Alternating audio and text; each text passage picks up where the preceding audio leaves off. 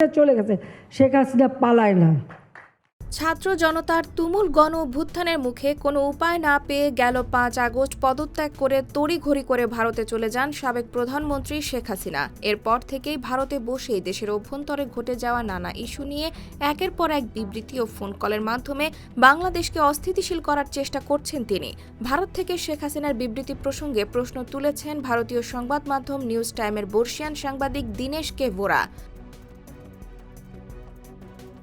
বর্ষিয়ান এই সাংবাদিক বলেন, অন্য দেশে আশ্রয় নিয়ে থাকা এক ব্যক্তি কিভাবে বিবৃতি দিতে পারেন? বলেন, আন্তর্জাতিক নিয়ম অনুযায়ী যখন কোনো ব্যক্তি একটি দেশে কূটনৈতিক আশ্রয় নিয়ে থাকেন তখন তিনি বিবৃতি দিতে পারেন না, কিন্তু শেখ হাসিনা সেই নিয়ম লঙ্ঘন করেছেন। ভোরার মতে, শেখ হাসিনা যা বলছেন তা আসলে মোদী সরকারের শিখিয়ে দেওয়া বলি। মোদী সরকার আসলে শেখ হাসিনার কাঁধে বন্দুক রেখে নিজেদের কথাই বলিয়ে নিতে চাইছে হাসিনাকে দিয়ে। ভোরার মতে এই প্রবণতা আসলে আগুন নিয়ে খেলার সমান এবং আত্মঘাতী পদক্ষেপের সঙ্গে তুলনীয়।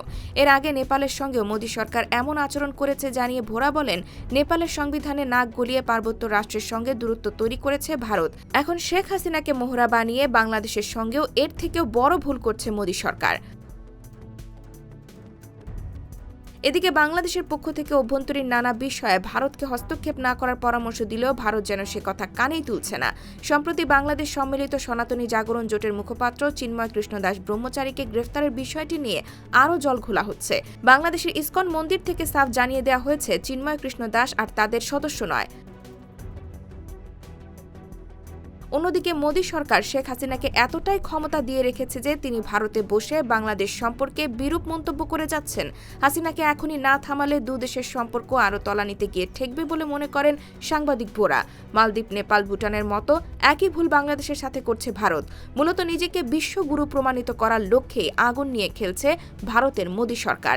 এসব তথ্য তুলে ধরে একটি প্রতিবেদন প্রকাশ করেছে দৈনিক Manabzamin. IBTV USA, New York।